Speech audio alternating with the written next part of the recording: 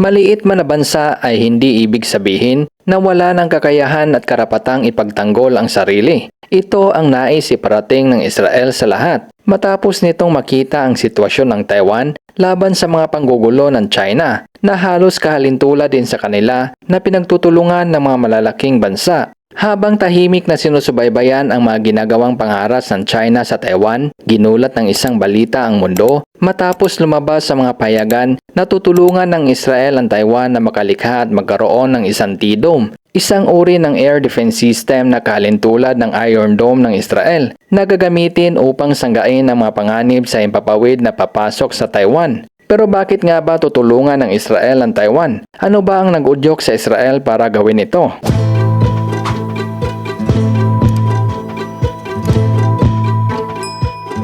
Nang salakayin ng Hamas ang Israel noong October 7 ay kinamatay ng mahigit 1,400 katao, ang mga pinuno ng karamihan sa mga pangunahing makapangyarihang bansa sa mundo, kabilang ang US, UK, India at Japan, ay kinundina ang grupong terorista at nangakong susuportahan ng Israel. Taliwas ito sa naging aksyon ng China, kung saan ay tinututulan nito ang mga paghihiganti ng Israel sa mga airstrikes sa Gaza Strip na kumitil ng libo-libong katao, na inihayag pa ng Foreign Minister ng China na ang Israel ay lumampas na sa saklaw ng pagtatanggol sa sarili. Umiiwas ang mga otoridad ng China sa paglalarawan sa mga pag-atake ng Hamas bilang terorismo, kahit na may ilang mamamayan Chino ang nabunyag na naging biktima din sa pag-atake ng Hamas. Dahil dito, lumabas ang mga pagdududa ng Israel na suportado ng China ang Hamas. Dati nang direktang nasangkot ang China sa pagsuporta sa Hamas, mahigit 1 dekada na ang nakalilipas. Itinanggi ng Bank of China ang mga akusasyon ng pagpapadala ng pera sa Hamas at paggamit ng militanting grupo upang maglabas ng pera.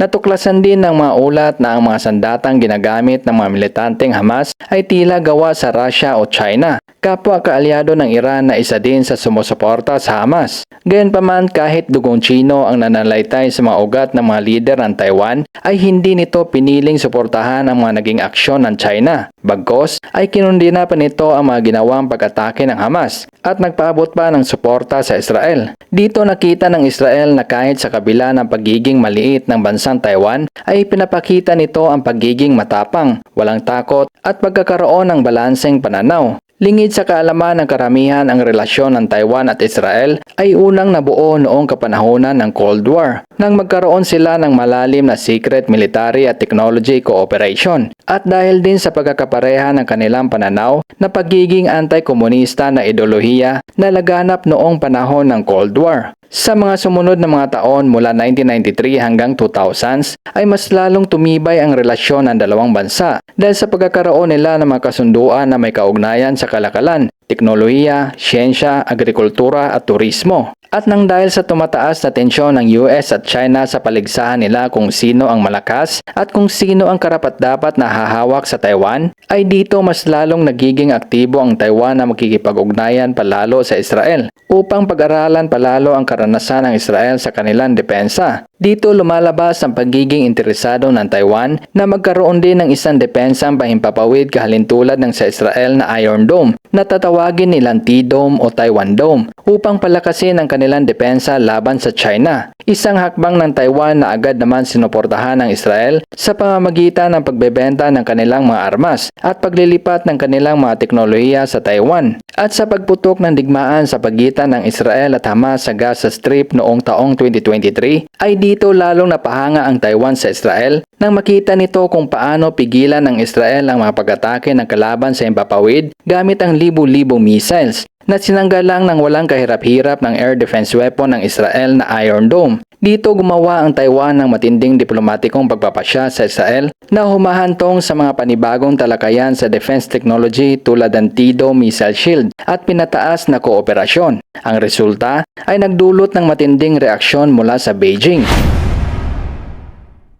December 13, 2025, lumabas sa mga payagan na ang China ay nagalit sa Israel dahil sa pagkipag-ugnayan nito sa Taiwan. Nalaman ng mga matataas na opisyal ng militar ng China ang mga ginagawa ng Taiwan at Israel matapos inulat ng kanilang intelligence agency na tumataas ang kooperasyon ng Taiwan at Israel upang paunlarin ang sistema ng depensa ng Taiwan. Nagdududa din ang mga militar ng China na maaring bumili ang Taiwan ng mga advanced na teknolohiya ng radar at missile ng Israel tulad ng sistemang Israeli na Arrow 2 o iba pang mga teknolohiyang militar na gawang Israel na magagamit upang mabuo ang pangarap na sistema ng depensa sa himpapawid ng Taiwan, ang T-Dome. Mas lalong umabot sa tugatog ang galit ng mga opisyal ng militar ng China sa Israel nang malaman nito na tinanggap ng Taiwan ang ilang delegasyon ng Israel kabilang ang 6 na miyembro ng Israeli Knesset. Bukod pa rito ang pagkikipagkita ng pangalawang foreign minister ng Taiwan na si Francis Wu sa Director General ng Israeli Ministry of Welfare na si Yenon Aroni ng Tel Aviv. Nababahala ang China dahil maaring nagpapalitan ang dalawang bansa ng kadalubhasaan at kasanayan sa larangan ng teknolohiya at depensa na maaaring gagamitin laban sa kanila. Ayaw ng China na mangingialam at maimpluwensyahan ng Israel ang Taiwan dahil alam nila mismo kung gaano kalupit ang mga teknolohiya ng Israel na siyang ginamit nila para pabagsakin ang mga malalaking bansa na kumakalaban sa kanila. At ito ang pinakaiwasan ng China na matutulad sila sa mga bansang pinabagsak ng Israel. At ang masakla pa ay sa kamay pa ng bansang itinuturing pa naman na kanilang pagmamayari, ang Taiwan. Kaya patuloy na tinatanggihan ng pamahalaan ng Beijing ang naturang kooperasyong militar sa pagitan ng Taiwan at Israel bilang isang paglabag sa pambansang soberanya nito at panghihimasok sa mga panloob na usapin ng kanilang pamahalaan.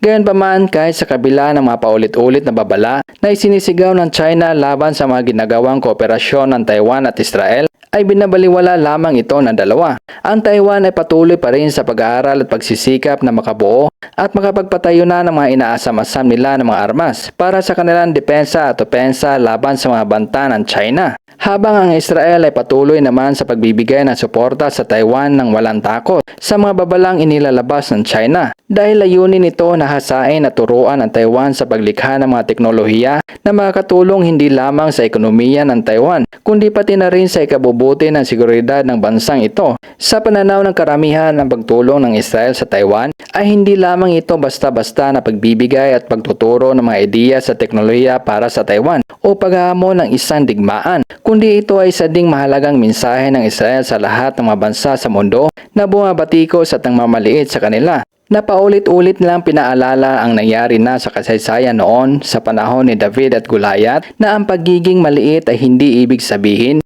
ay wala ka ng silbi at karapatang ipagtanggol ang sarili at ang iyong nasasakupan. Amigo, anong masasabi mo sa topic natin ngayon? Kaya pa kayang pigilan ng China ang kooperasyon ng Taiwan at Israel? Well, comment on your opinion para mapag-usapan naman natin ang iyong reaksyon patungkol dito. Well, kung nagustuhan mo ang video na ito, amigo, ay huwag mo naman kalimutang i-like ang video na ito at i-click mo na rin ang subscribe at bell button. Maraming salamat, amigo.